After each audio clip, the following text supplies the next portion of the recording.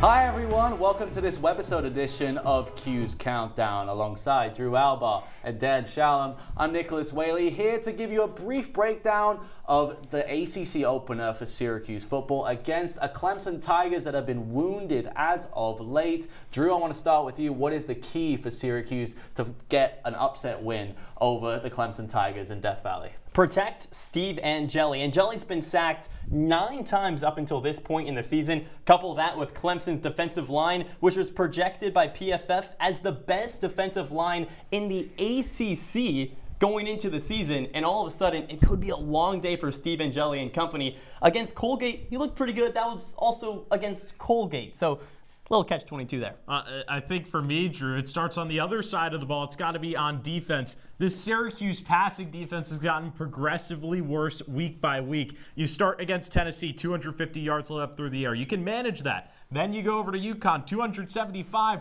but then 300 to Colgate? That does not make me confident going into the matchup against Clemson, because this is a Tigers offense that is kind of dormant right now, sleeping. Cade Klubnik is going to wake up. I think it's going to be against the Orange. And it could be a prime opportunity for the Tigers, especially with Cade Klubnik, who was a Heisman candidate going into this season. But it's going to be a fun one down in Death Valley. Dan, I want to start with you. What is your prediction?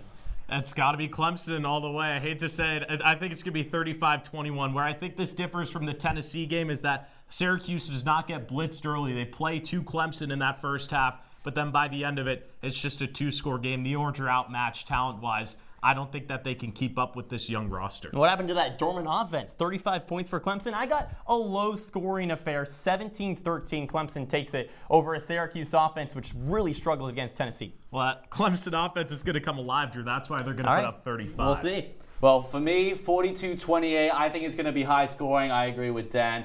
Enjoy the game, everyone. It should be a fun one. And if you want to watch the full show, make sure to tune in to our YouTube channel, CitrusTV.